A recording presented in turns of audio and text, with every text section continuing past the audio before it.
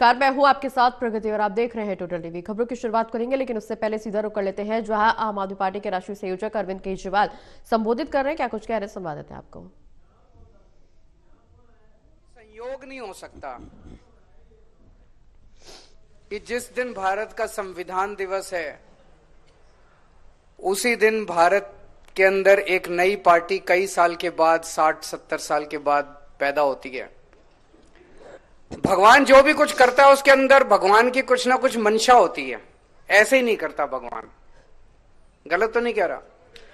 तो भगवान ने संविधान दिवस के दिन ही आम आदमी पार्टी को पैदा किया। कुछ तो सोच के किया होगा, भगवान को भी लग रहा हो भाई संविधान खतरे में है, अब एक ऐसी पार्टी चाहिए जो इसको बचाएगी। अच्छा, और बड़ी 3 बातें बड़ी हैं। एक तो इस पार्टी का नाम पड़ा आम आदमी पार्टी। आम लोगों की पार्टी है, उन लोगों की तरह नहीं है। आम लोगों की पार्टी है, आम लोगों ने इकट्ठे होकर बनाई। जब पार्टी बनाई थी एक भी कोई ऐसा नहीं था जो कि जिसके बाप दादा परदादा कोई नेता हो, कोई पॉलिटिकल पार्टी से। सारे आम लोग थे, हम सारे इकट्ठे हुए और सबने पार्टी बना ली और ऊपर वाले का आशीर्वाद था। आगे 12 साल बीत गए, 12 साल में काफी कुछ हासिल किया। तो पहली चीज तो आम आदमी पार्टी। दूसरा, झाड़ू इसका चुनाव चिन्ह। तो भगवान ने कुछ तो सोचा होगा कि एक तो संविधान दिवस वाले दिन आम आदमी पार्टी और झाड़ू चुनाव चिन्ह। तो भगवान ने बहुत बड़ी जिम्मेदारी दी आप लोगों की, ये झाड़ू चलाने की आपकी जिम्मेदारी है। पूरे देश को साफ करो अब। तो जब पूरे देश को साफ करोगे, कूड़ा कचरा निकालोगे, तो फिर धूल मिट्टी तो उठेगी थोड़ी, है ना। संघर्ष तो करना पड़ेगा। ऐसा तो नहीं है कि बिना संघर्ष किए। तो ये जितना कुछ चल रहा है हमारे खिलाफ, ये तो लिखा ही था, हमारी तकदीर में ही लिखा है। ये संघर्ष तो हमारी तकदीर में ही लिखा है। अब अगर कोई कहे भाई 12 साल में क्या पाया, तो कोई कहेगा 2 राज्यों में सरकार आ गई, गुजरात में 5 एमएलए आ गए, गोवा में एमएलए आ गए, कश्मीर में एमएलए आ गए, यहां मेयर बन गए, वहां मेयर बन गए, यहां पंचायत। मेरे हिसाब से उससे बड़ा, सबसे बड़ा अचीवमेंट है कि हमने इस देश को एक मॉडल ऑफ गवर्नेंस दिया है कि सरकार ऐसे भी चल सकती है, सरकार ईमानदारी से भी चल सकती है। और अगर ईमानदारी से सरकार चले तो क्या नहीं हो सकता, सब कुछ हो सकता है। सरकार घाटे में चलने की जरूरत नहीं है, सरकार फायदे में भी चल सकती है। हमने इस देश को एक मॉडल ऑफ गवर्नेंस दिया जिसमें एक तरफ आम आदमी की दिन ब दिन की जिंदगी को उनके परिवार का सदस्य बनके, उनका दोस्त बनके, उनकी जिंदगी के अंदर हमने थोड़ी सी सहूलियत, थोड़ी सी सुविधा करी है। उनका बिजली का बिल माफ कर दिया, उनका पानी का बिल माफ कर दिया, उनके बच्चों, कोई आदमी क्या चाहता है, वो यही तो चाहता है मेरे बच्चे अच्छे पढ़े लिख जाएं, यही चाहता है ना। बच्चों के लिए आदमी एक टाइम की पेट रोटी भी छोड़ देता है, पेट काट के भी अपने बच्चों को पढ़। हमने उनके बच्चों के लिए अच्छी शिक्षा का इंतजाम कर दिया। आदमी ये चाहता है घर में कोई बीमार हो जाए उसका अच्छा इलाज हो जाए, उसका इंतजाम कर दिया। तो एक तरफ हमने ये सब करा, लेकिन दूसरी तरफ देश की राजधानी है दिल्ली। दिल्ली देश की राजधानी है, इसमें इंफ्रास्ट्रक्चर को भी कमजोर नहीं होने दिया। हमने दिल्ली में मेट्रो, जब हमारी सरकार बनी 200 किलोमीटर मेट्रो की लाइन थी, आज 450 किलोमीटर मेट्रो की लाइन हो गई। 10,000 किलोमीटर सड़कें बनाई। हमारे से पहले 62 फ्लाईओवर बने थे 65 साल में, हमने 9 साल में 38 नए फ्लाईओवर बना दिए। इतने सीवर की पाइपलाइन डाली हमने, नालियां बनवाई, सड़कें बनवाई, कच्ची कॉलोनियों का उद्धार करा। सीसीटीवी कैमरे दिल्ली में सबसे ज्यादा है, न्यूयॉर्क से, लंदन से, टोक्यो से सबसे ज्यादा सीसीटीवी कैमरे दिल्ली में। इतना बड़ा इंफ्रास्ट्रक्चर का काम करा। तो ये जो मॉडल दिया हमने गवर्नेंस का, भाई एक तरफ आम आदमी की जिंदगी में सुविधा दी, दूसरी तरफ इंफ्रास्ट्रक्चर बढ़ाया, और तीसरी तरफ ये सब देने के बाद भी बजट को फायदे में रखा, बजट को घाटे में नहीं जाने दिया। ये दिल्ली मॉडल ऑफ गवर्नेंस है, जिसको मुझे लगता है कि हमारी सबसे बड़ी देन आज यही है। जो लोग हमारे को गालियां देते थे, फ्री की रेवड़ी कहते थे, ये कहते, आज वही इन चीजों की बात करने लगे हैं राजनीति के अंदर, स्कूलों की बात करने लगे हैं। ये कोई छोटी बात नहीं है कि गुजरात के चुनाव में प्रधानमंत्री जी को खुद एक स्कूल छोटा सा बना के उस क्लास में फोटो खिंचवाने जाना पड़ा। इसका मतलब स्कूल की राजनीति चल पड़ी है। लोग बात करते हैं कि भाई स्कूल का क्या किया तुमने, स्कूल के बारे में लोग पूछते हैं राजनीति में, तभी तो ये करना पड़ा। अस्पतालों के बारे में पूछते हैं तभी तो अस्पताल, तो स्कूल, अस्पताल, बिजली, पानी, सड़क, ये राजनीति के अंदर हम लोग लेके आए हैं। इस दौरान जैसा भी संदीप जी ने कहा, ढेरों ढेरों ऐसे लाखों करोड़ों ऐसे चेहरे हैं जो कि कभी सामने नहीं आए। बहुत सारे ऐसे लोग हैं जिनको टिकटें मिल गई, कोई मंत्री बन गया, कोई मुख्यमंत्री बन गया, कोई एमएलए बन गया, कोई काउंसलर बन गया, लेकिन बहुत सारे लोग तो कुछ नहीं बने। वो लोग तो फिर भी आम आदमी पार्टी के लिए काम करते रहे। क्यों करते रहे? कहां से आया ये जुनून? एक बहुत बड़े नेता है हमारे देश के, वो कह रहे थे ये केजरीवाल पता नहीं क्या खिलाता है अपने कार्यकर्ताओं को कि वो जुनूनी रूप से काम करते हैं। हम कुछ खिलाते नहीं हैं, हम केवल देशभक्ति की भावना भरते हैं लोगों के अंदर। जब एक आम आदमी, एक आम वॉलंटियर आम आदमी पार्टी के लिए काम करता है तो वो ये सोच के काम नहीं करता कि मैं आम आदमी पार्टी के लिए काम कर रहा हूं। वो ये सोच के काम नहीं करता कि मेरे को किसी को मुख्यमंत्री बनाना या मंत्री बनाना या आम आदमी पार्टी को सत्ता में, वो ये सोच के काम करता है मैं देश के लिए काम कर रहा हूं, देशभक्ति की भावना से काम करता है वो। और जब आदमी देशभक्ति की भावना से काम करता है फिर वो तन मन धन सब कुछ न्यौछावर करने के लिए काम करता है। इसीलिए हम तो अपने कार्यकर्ताओं को कुछ दे नहीं सकते। दूसरी पार्टी वाले तो मेरे को पता चला कि वो तो पैसे भी देते हैं, तनख्वाह भी देते हैं, बड़ी बड़ी फौज उन्होंने। हम तो किसी को कुछ नहीं देते। हम तो यही कहते हैं भाई आप ही के बच्चे हैं, आप ही का देश है, अपना ही देश है, सबका देश है। अगर आम आदमी पार्टी के लिए काम करोगे तो और ज्यादा तरक्की होगी देश की, नहीं तो फिर जो ढांचा चल रहा है, ढर्रा चल रहा है, वो ढर्रा चलता रहेगा। और इस दौरान पिछले 12 साल में हर 6 महीने में ये एक बार आम आदमी पार्टी की श्रद्धांजलि तो कर ही देते हैं। ऑबिचुरी कहते हैं अंग्रेजी में कि भाई हाँ अब तो खत्म होने वाली है आम आदमी पार्टी, बस आखिरी दिन आ गए, वेंटिलेटर पे आम आदमी पार्टी, अब बस जाने वाली है आम आदमी पार्टी। मेरे को याद है सबसे पहली ऑबिचुरी लिखी गई थी 14 मई 2014 को। उस दौरान मेरे को याद नहीं आ रहा, लेकिन शायद मैंने किसी इंटरव्यू वगैरह में कह दिया था कि मैं अमित शाह जी के साथ वाद विवाद करने के लिए, डिबेट करने के लिए तैयार हूं।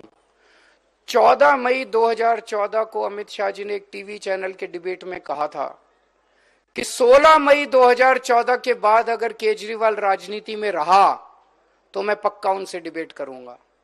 मैं हूं राजनीति में, आज भी हूं।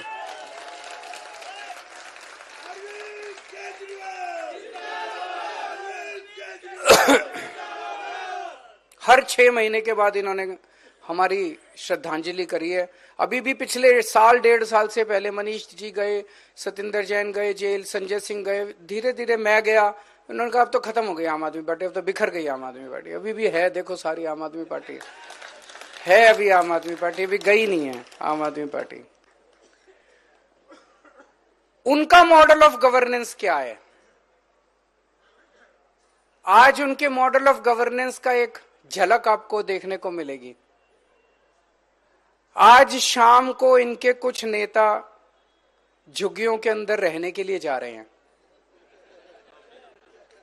जैसे आप लोग जाते हो ना एक दिन के लिए छुट्टी लेके, कभी गोवा जाते हो, कभी मन बहलाने के लिए झुग्गी टूरिज्म कहते हैं। कोई कह रहा था झुग्गी टूरिज्म है। एक रात गरीबों के साथ बिता के आप उनकी गरीबी का मजाक उड़ा रहे हो। मैं इनकम टैक्स में कमिश्नर होता था। मैंने कमिश्नर की नौकरी छोड़ी और 2000 से 2010 तक मैं दिल्ली की झुग्गियों के अंदर जाके रहा था। अगर रहना है, अगर हिम्मत है तो थोड़े दिन, 3-4 महीने वहां पे झुग्गियों में उनके साथ रह के देखो किस अवस्था में जीते हैं वो लोग। मैं दिल्ली के झुग्गी वालों से यही कहना चाहता हूं कि जो लोग आज आपके झुग्गियों में आके रहने वाले हैं उनसे सावधान रहना। यही लोग 1 साल के बाद आपकी उसी झुग्गी को तोड़ने के लिए आएंगे। ये उसी जिस झुग्गी में आज ये रहेंगे, उसी झुग्गी को तोड़ने के लिए, उजाड़ने के लिए 1 साल बाद ये बुलडोजर लेके आएंगे। पिछले 6-7 साल में कई जगह इन्होंने झुग्गी तोड़ने की कोशिश की।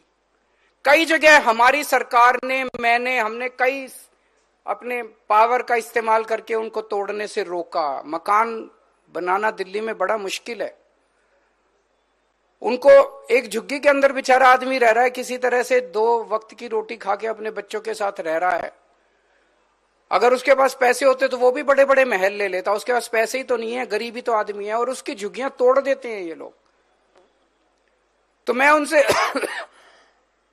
झुग्गी के लोगों को कहना चाहता हूं कि जो लोग आज आपके पास आ रहे हैं रहने के लिए, 1 साल के बाद ये आपके बच्चों को सड़क के ऊपर तड़पता हुआ छोड़ देंगे। आपके बच्चों को स्कूल के लिए तड़पा देंगे ये लोग।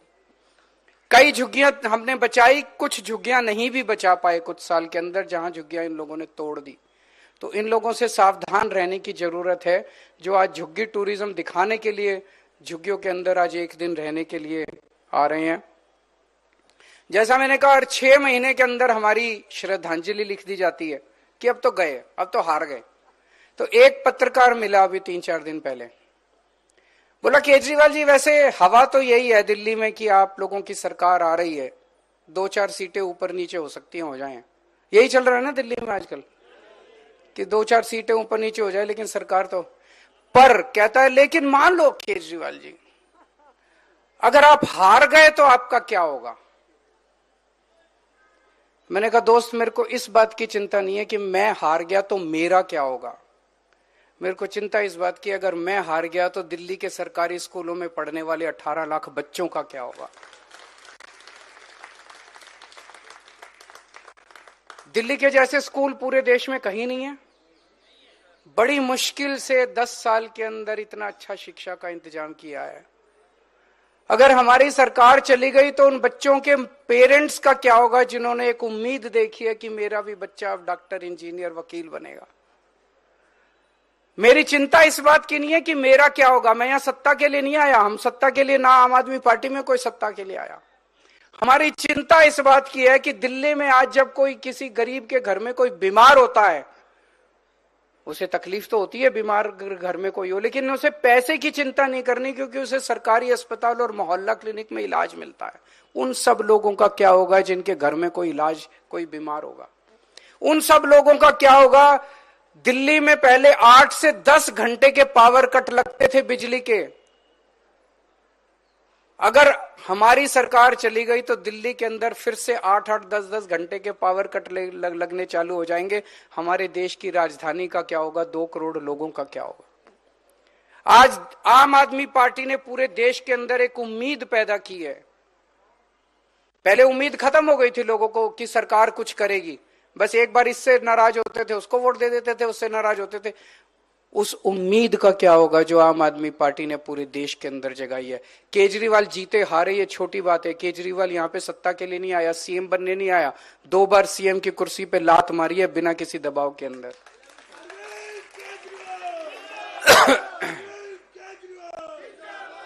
आज हमारा संविधान दिवस है। इस मौके पे मैं आप सब लोगों को, आम आदमी पार्टी के लोगों को एक अच्छी बधाई देना चाहता हूं कि एमसीडी में हमारी सरकार बने अभी 2 ही साल हुए हैं। 2 साल के अंदर हमने 2 बड़े काम कर दिए। एक, पहले हमारी सरकार बनने के पहले 12 महीने सफाई कर्मचारी केवल अपनी तनख्वाह लेने के लिए हड़ताल पे रहते थे। 12 महीने हड़ताल पे रहते थे, तनख्वाह नहीं मिलती थी। जब से हमारी सरकार बनी है, एक दिन भी कोई सफाई कर्मचारी को हड़ताल पे जाने की जरूरत नहीं पड़ी। हर महीने के पहले हफ्ते में सबकी तनख्वाह उनके अकाउंट में चली जाती है, और दिवाली के टाइम तो दिवाली से पहले अगले महीने की तनख्वाह और बोनस उनके अकाउंट में चला गया था। दूसरा, 8,500 से ज्यादा सफाई कर्मचारियों को हमने पक्का कर दिया। सफाई कर्मचारी हमारे समाज के एक तरह से गरीब तबके से आते हैं। इस मौके पे मैं सभी एमएलए से और काउंसलर से अपील करना चाहता हूं कि अपने अपने क्षेत्र के जितने सफाई कर्मचारी हैं, उन सफाई कर्मचारियों को काफी है, तो हो सकता है 3 बार 4 बार में करना पड़े। अपने अपने घर पे चाय पे या खाने पे जरूर बुलाएं उनका सम्मान करने के लिए। ये बड़े बड़े नेता गरीबों के घर तो जाते हैं खाना खाने, अपने घर कोई नहीं बुलाता। आप अपने घर बुलाइए, उनका सम्मान कीजिए, उनके साथ बैठ के थोड़ा टाइम बिताइए। तो जितने कल मेरे इलाके में जितने सफाई कर्मचारी रहते हैं, कल मैं उनको अपने घर पे बुला रहा हूं चाय के ऊपर। और परसों से सभी एमएलएज अपने अपने घर पे 100 50 के जो उसमें ग्रुप में सभी कर्मचारियों को 3-4 बार करके उनको बुलाएं, उनके साथ थोड़ा समय बिताएं, उनके बारे में जानने की कोशिश करें, उनकी समस्याओं को जानने की कोशिश करें। और काम तो चलता रहता है, थोड़े क्षण हंसी खेल के उन लोगों के साथ भी बिताएं, उनका सम्मान करें।